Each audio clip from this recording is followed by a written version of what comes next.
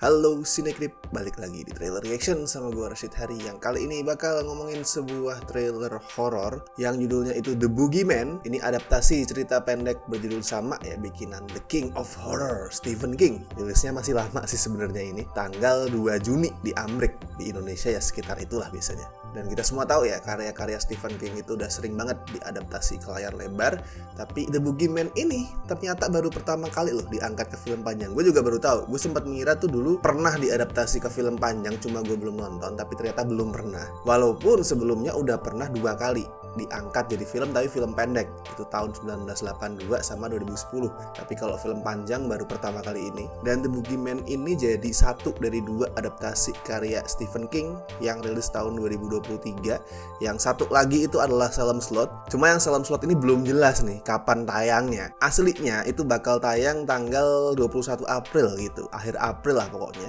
Tapi kemudian itu slot dikasih ke Evil Dead Rise. Dan sampai sekarang Salem Slot belum dapet tanggal tayang baru. Kasian sekali, tapi gue paham sih. Maksudnya setenar apapun Stephen King nih, kalau properti Salem Slot ditandingin sama Evil Dead Rise, kayaknya masih bakalan tetap menang Evil Dead Rise. Di luar urusan IP-nya ya, di luar urusan franchise-nya. Yang satu vampir, satunya itu, well, Evil Dead. Balik ke The Boogeyman, ini film tuh disutradarain sama Rob Savage, yang sebelumnya bikin 2 horror computer screen, yaitu Host sama Dashcam. Semuanya tuh serem. Tapi The Boogeyman ini pertama kalinya dia bikin horor konvensional yang nggak pakai apa sih gimmick-gimmick layar komputer, layar HP. Patut ditunggu, apa masih bisa memunculkan kengerian atau malah jadi nggak tahu mesti ngapain. So mari kita cek trailer untuk The Boogeyman.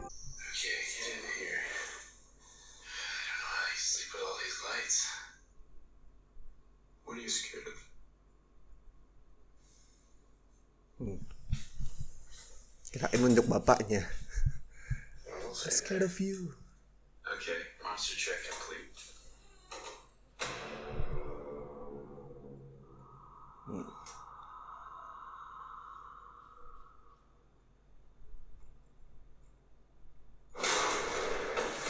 Baik lah. Kalem, baru mulai nih.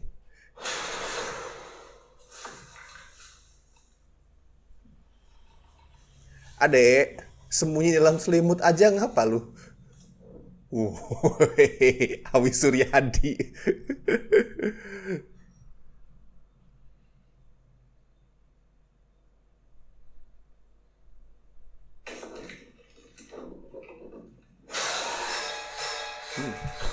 It's been around forever.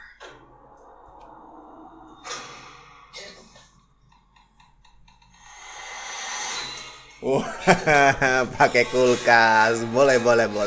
Saya suka itu. Kreatif. Spooky monsters you think are hiding under your bed. It's not real. What is this?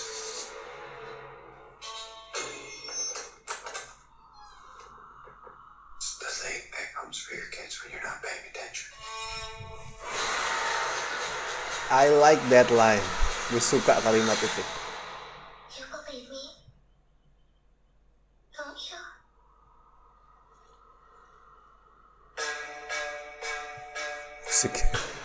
Surprisingly, kelihatan masih disimpan rapet ya terornya. Even sosok The Boogeyman-nya sendiri masih tidak ditunjukkan secara gamblang-gamblang banget. Gue belum baca cerita pendeknya sih, jujur gue belum baca The Boogeyman short story. Tapi kalau sekilas dilihat dari trailer kan bukan tipe horor alternatif yang fokusnya tuh cuman ke atmosfer, terus pacingnya lambat. Itu bukan ya, ya kelihatan kayak horor mainstream yang tetap bakal pakai jump scare. Tapi kok nggak banyak diliatin ya terornya di trailer ini. Berarti ada 2 kemungkinan nih maksud gue. Yang pertama adalah masih disimpan biar filmnya itu banyak kejutan, biar jump scare-nya lebih efektif karena penonton belum tahu. Itu yang pertama. Yang kedua adalah emang filmnya jelek, jadi masih disimpan tuh bukan karena dirahasiain, tapi karena emang materi terornya jelek. Tapi gue rasa yang pertama sih. Kenapa? Soalnya kalau dari trailernya ya, itu kayak punya beberapa ide yang lumayan menarik soal mengolah pencahayaan. Yang buat gue tuh nggak mungkin nih, misalkan si sineas tuh bisa seoke itu mengolah pencahayaan, sekreatif itu, terus kemudian urusan jump scare dia jelek, urusan teror dia hancur. Kayaknya nggak mungkin, hampir tidak mungkin ya, walaupun tetap ada peluang ke situ. Karena gini, The Boogeyman itu kan konsepnya makhluk yang mengintip dari kegelapan ya, lurking from the dark. Jadi filmnya pasti bakal banyak pakai setting gelap. Ya walaupun mayoritas horor itu di kegelapan ya, but still konsep The Boogeyman itu mengharuskan adanya kegelapan yang banyak. Jadi si filmmaker tuh kudu lebih pintar ngolah pencahayaan. Harus gelap filmnya, tapi penonton tuh harus bisa lihat apa yang terjadi di layar. Dan salah satunya adalah dengan manfaatin berbagai macam sumber-sumber cahaya seadanya. Dan di trailernya tadi kita bisa ngeliat ya, ada light ball, terus favorit gua kulkas sih, itu kreatif. Ada ruangan gelap terus diteranginya pakai kulkas tuh lumayan kreatif. Simple, idenya simple banget tapi kreatif. Semoga di keseluruhan filmnya masih banyak lagi cara kreatif lain, kayak badis kemarin tuh misalnya. Gue suka cara sinematografinya itu nampilin kegelapan, gelap tapi tetap kelihatan karena jago ngolah sumber-sumber cahaya yang minimalis.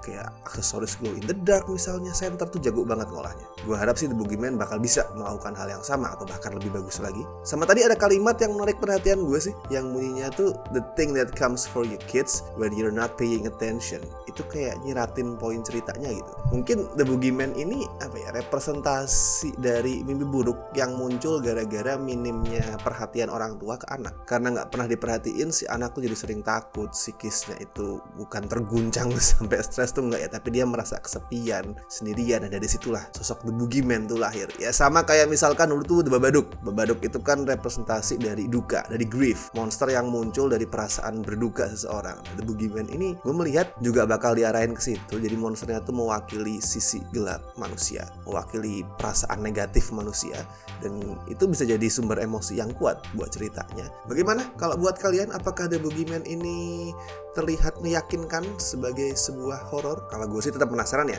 Soalnya satu, ini adaptasi ceritanya Stephen King yang belum sempat gue baca juga, dan yang kedua itu sutradaranya Rob Savage tadi. Pembuktian dia apakah bisa bikin horor bagus tanpa pakai gimmick computer screen. Tapi kalau kalian gimana? Silahkan tulis di kolom komentar. So itu tadi adalah reaction gue untuk trailer dari The Boogeyman yang bakal tayang 2 Juni besok di Amrik. Di Indonesia menyusul, konfirmasi tanggalnya. Kalau kalian suka video ini, please jangan lupa pencet tombol like dan subscribe Sinekrip. Dan seperti biasa gue ingatkan, kalau misalkan kalian ingin membantu kami dengan kasih donasi seikhlasnya, sok klik tombol super thanks di bawah. Mantap. Oke, dan gue Rashid Hari. See you in the next video.